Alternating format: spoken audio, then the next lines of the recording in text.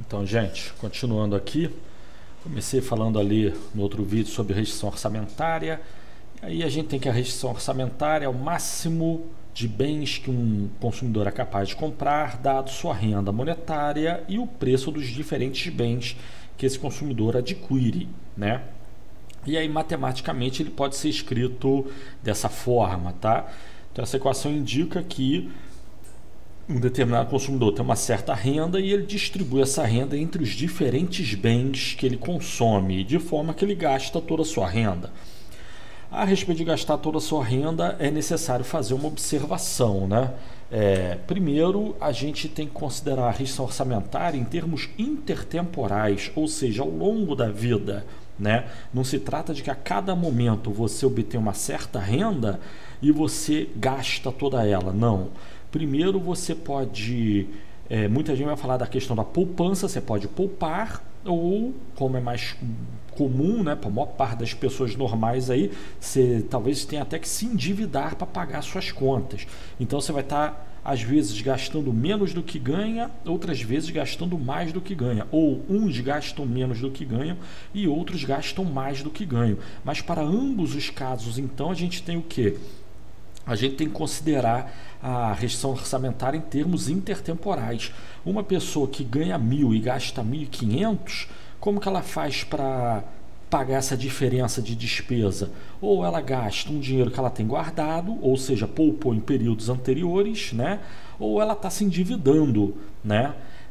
Mas se ela está se endividando é porque ela vai ter que pagar isso para o futuro e com juros, né?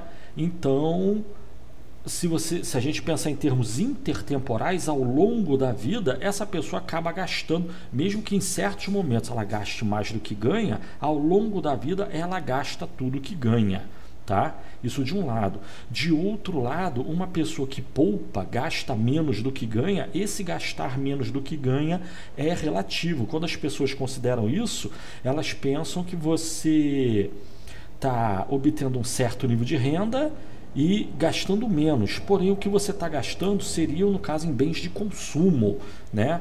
O resto você usa para fazer certas aplicações, mas ao guardar dinheiro, poupar, aplicar. Mas quando você faz uma aplicação, na verdade você também está gastando dinheiro. Você está comprando alguma coisa, só que você está comprando o quê? Você está comprando ativos financeiros, aplicações bancárias, né?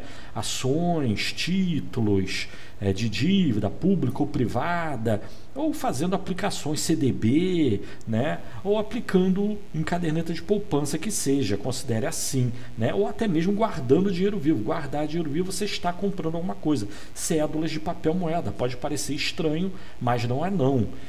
Você está gastando seu dinheiro na medida que você guarda ele. Parece torto o que eu falei, mas não é. Basta você considerar que você pega seu dinheiro, reais, para comprar dólares. Aí você vai guardar dólar. Você está guardando dinheiro? Tá. Mas você está aplicando seu dinheiro? Tá. Também. Você está gastando? Tá, também. Né?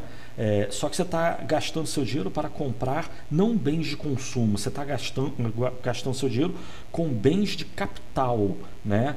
E seu objetivo de comprar bens de capital é justamente valorizar, obter ganhos. Você quer ganhar juros, você quer ganhar valorização, né? Ao longo da vida. E de tal forma que, ao final das contas, todo mundo gasta o que ganha, né? Mas então, a gente tem que poupadores são os consumidores que compram bens de consumo e bens de capital. Então, se a gente pensar lá no X e no Y, pensa que X é bem de consumo e Y é bem de capital, tá? Acaba que o consumidor vai gastar tudo que ele ganha, né? Sendo que ele está gastando de forma a acumular uma riqueza, um patrimônio, o que o devedor já não está fazendo isso. Ou ele está consumindo o patrimônio que ele já acumulou, ou ele está se endividando para pagar no futuro. Ele já está consumindo renda que ele vai ter no futuro, né? Ele está antecipando renda do futuro. Mas então, poupadores são consumidores que compram bens de consumo e bens de capital, só que ele gasta tudo que ganha, né? De outro lado, despoupadores, gente que gastam hoje mais do que ganham, são pessoas que estão gastando hoje renda do futuro, ou estão gastando renda do passado também. Você já guardou dinheiro no passado e está gastando hoje, né? Você está despoupando, você está gastando mais do que ganha. Ou dinheiro que você já guardou, você estava na situação de poupador, virou despoupador, ou você não tem poupança nenhuma, você vai estar se endividando e vai ter que pagar por isso, né? Ou seja, ao longo da vida, todos os consumidores gastam toda a sua renda, né? E a gente vai ver como equação da reta, né? Eu pensei que tinha uma expressão aqui, mas no caso não tem. Uma observação que nunca fazem, mas eu sempre imagino que alguém fica com isso na cabeça, né? Imaginar, pô, e a pessoa que pegou dinheiro emprestado, ganhou 1.000, gastou 1.500, ficou devendo, mas acabou que a pessoa morreu no meio do caminho. Pô, ela se deu bem então, né? Ela gastou mais do que ganhou.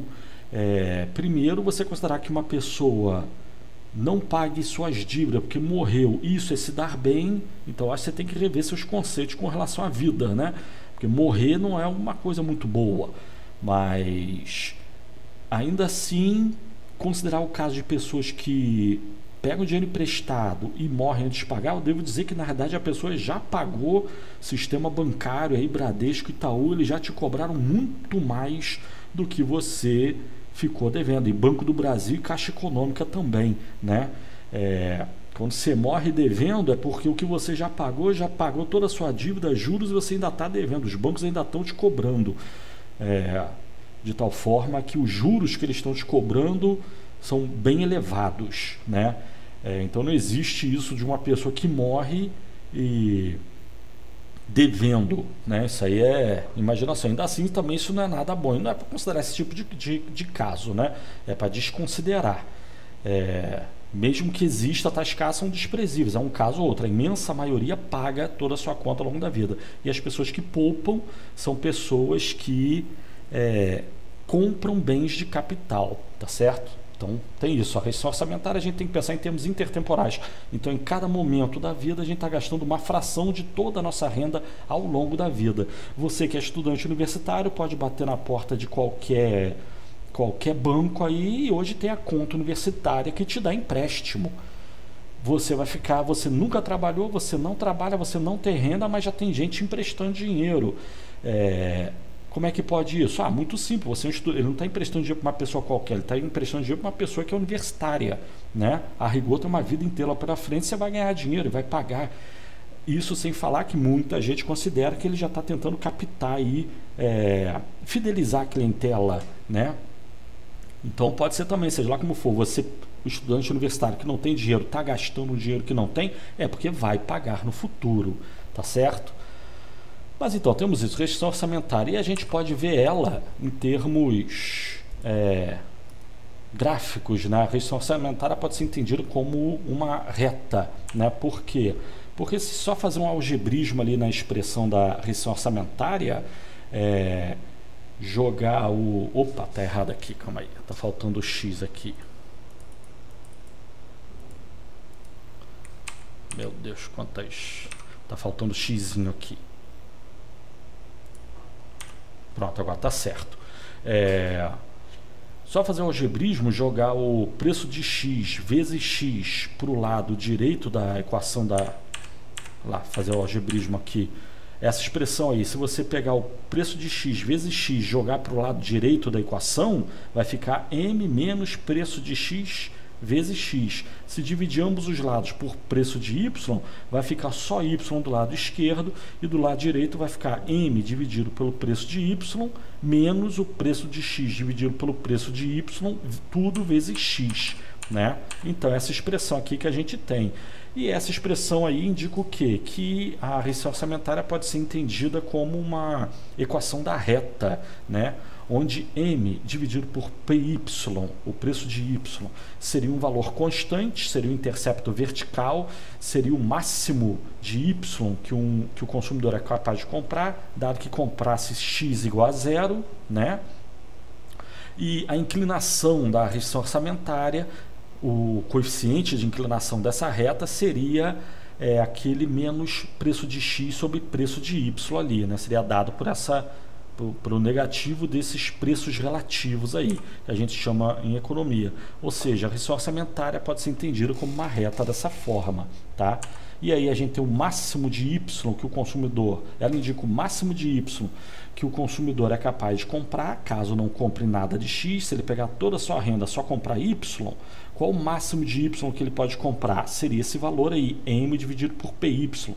Digamos que sua renda monetária é 1.000 e você gasta comprando bem X e Y, e cada um custa R$1, uma unidade monetária, né? Você pode dividir sua renda nos dois, compraria 500 unidades de cada um. Mas digamos que você não compre nada de X, do bem X, quanto você pode comprar de Y? Ficaria os seus 1.000 dividido por 1, seria 1.000 unidades do bem Y, né? Fazendo a mesma conta por bem X, a gente teria o máximo de X que o consumidor é capaz de comprar, caso não comprasse nada do bem Y, né?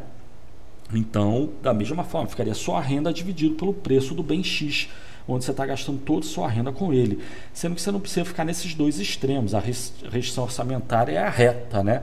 Ela indica todo o conjunto de combinações de X e Y que é possível o consumidor comprar dado a sua renda. Ela indica o máximo de X e Y que o consumidor é capaz de comprar dado a sua renda. Quanto mais ele comprar de X, menos vai ter que comprar de Y. Quanto menos comprar de X, mais pode comprar de Y. É isso que a reta da restrição orçamentária está indicando. E a inclinação da reta é dado ali pelos preços relativos, que seria o menos PX/PY. A taxa de troca no mercado de Y por X depende dessa expressão aí, né? Dos preços relativos de X por Y, né? Que seria dado por menos PX/PY. Esse menos é para indicar que a restrição orçamentária é negativamente inclinada, né? Então, por exemplo, você tem picanha a R$50 e alcatra R$40, né? Então, você tem uma taxa de troca de picanha por alcatra, né? Digamos que X é picanha, Y é alcatra. Então, o preço de picanha é 50, o preço da alcatra é 40. Então, a taxa de troca de um por outro ficaria menos 50 dividido por 40, que seria menos 1,25. O que quer dizer isso? Que você pode abrir mão de... Para ter uma picanha, você tem que abrir mão de 1,25 alcatras, tá? É só fazer a conta, fica atento nos números. Isso aí não tem abstração nenhuma. Sempre que você vai no supermercado, você já faz essas contas, né? Quantas garrafas de refrigerantes você tem que deixar de comprar para comprar um outro produto que você queira, né? Mas então, essa é a equação da reta, tá bom? É a equação da restrição orçamentária, vista como uma equação da reta, tá? E aí vamos ver variações, tá? Disso. Então, por exemplo, vamos dizer que o preço do bem X aumenta, o X fica mais caro, tá? Sendo que o preço do bem Y não muda, e sua renda monetária também não muda. A quantidade de dinheiro que você ganha não muda e o preço do bem Y não muda, sendo que X fica mais caro. O que acontece? Acontece que você tem sua restrição orçamentária inicial normal, ela indica o máximo que você é capaz de comprar dos dois bens, só que como um bem está ficando mais caro, então, no caso o bem X, então o máximo que você é capaz de comprar de X diminui, né? E sendo assim, sua restrição orçamentária fica sendo mais vertical, né? Se X ficasse mais barato, a gente teria que sua restrição orçamentária ficaria mais plana. O máximo que você é capaz de comprar do bem X se tornaria maior. Nesse caso aqui, X está encarecendo, isso está aumentando sua restrição orçamentária. O máximo que você é capaz de comprar de X e Y diminui, né? A sua restrição orçamentária está se aproximando da origem aí do gráfico, né? Sendo que o máximo que você é capaz de comprar de Y não muda, tá lá o máximo de Y é o mesmo, porque o preço de Y não mudou, sua renda monetária não mudou, só X ficou mais caro, tá certo? Mas em 14 minutos vamos ver as outras alterações no próximo vídeo.